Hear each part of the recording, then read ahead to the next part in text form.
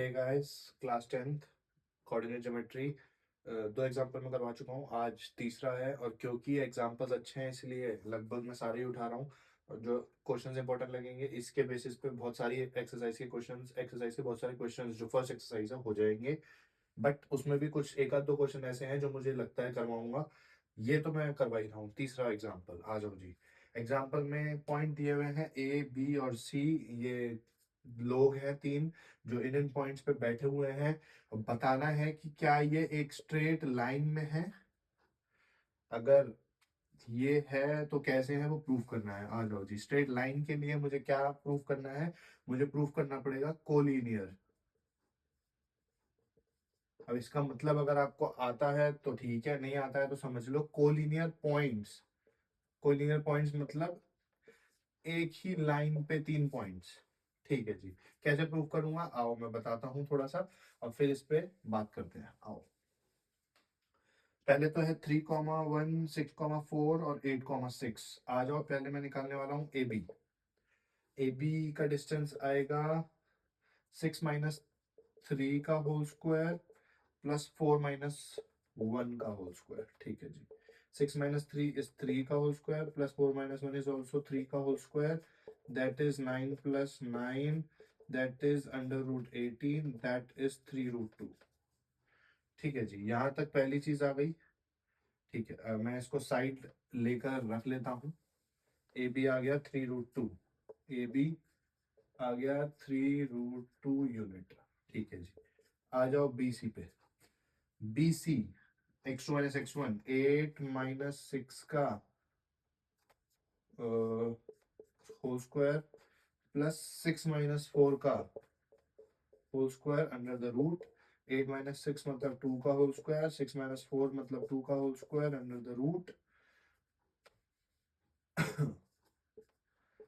2 का स्क्वायर 4, 2 का स्क्वायर 4 अंडर द रूट, दैट इज √8। इसका आंसर आ जाएगा 2√2। बी सी का आंसर आ गया 2√2 यूनिट। आ जाओ जी।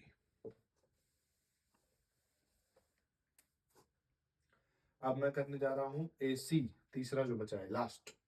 ठीक है जी। ए और सी 8 - 3 का होल स्क्वायर +6 - 1 का whole square under the root 5 का होल स्क्वायर +5 का whole square under the root, that is 25 + 25, that is √50, that is 5√2 unit.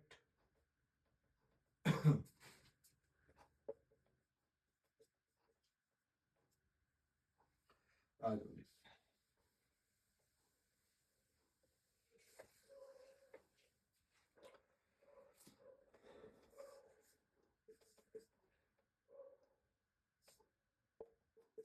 मान लो ये तीन पॉइंट्स हैं।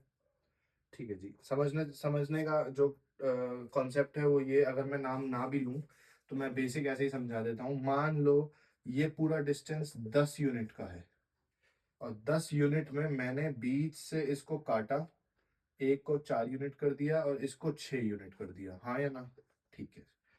4 यूनिट और 6 यूनिट करने के बाद अब ध्यान से देखिए, अगर मैं ए बी निकाल रहा हूँ 6 यूनिट, बी सी निकाल रहा हूँ 4 यूनिट और इन दोनों को जोड़कर ए सी आ रहा है। इन दोनों को जोड़कर 6 और 4 को जोड़कर ए सी की वैल्यू आ रही है। इसका मतलब ये एक ही लाइन में है। जहां पर ये पॉइंट बी जो इन दोनों को 6 और 4 में कट कर रहा है, ये बीच में है, ये दोनों एंड्स में है। इसके बेसिस पे मुझे ये समझ आया कि अगर मैं किसी भी दो वैल्यूज को जोड़कर तीसरे के इक्वल कर पा रहा हूं तीन पॉइंट्स के लिए, तो वो तीन पॉइंट्स एक दो का प्लस करके अगर तीसरे के इक्वल आता है डिस्टेंस, तो वो एक दूसरे के कोलिनियर हो जाएंगे। क्या हो जाएंगे? कोलिनियर। आ जाओ जी, इस एग्जांपल में देख लेते हैं। ये है ए, ये है सी। ये ए और सी पूरा आ रहा था 5√2 और बीच में एक बी पॉइंट पड़ा जिसमें ए बी आ गया आपका 3√2 और दूसरा आ गया 2√2। इन दोनों को आप अगर प्लस कर दे 3√2 + 2√2, जिसमें √2 कॉमन है, निकालते ही 3 + 2 दैट इज 5√2। रूट वाली चीजें कॉमन निकाल सकते हो लेकिन जब नॉर्मल में लिखते हो हमेशा राइट में लिखा जाता है रूट। तो 5√2 यूनिट क्या इन दोनों को प्लस करके इसकी वैल्यू आ गई? इसका मतलब ये है बी बीच में है, और ये ए और सी जो सबसे बड़ी वाली है ना, ये ए और सी एंड है, और बी बीच में से दो पार्ट्स में काट रहा है, ए बी में और बी सी में, जिसका दोनों का सम मिलाकर ए सी का टोटल आ रहा है। इसका मतलब ये तीनों पॉइंट्स कोलिनियर मतलब एक ही लाइन पे हैं, हेंस ए बी सी जो है वो एक स्ट्रेट लाइन है। हाँ, थोड़ा राइटिंग पे काम करना पड़ेगा। स्ट्रेट लाइन है। ठीक है जी, ऐसे ही क्वेश्चंस करते रहें, मेरे साथ जुड़े रहें और सब्सक्राइब कर लें। Thank you.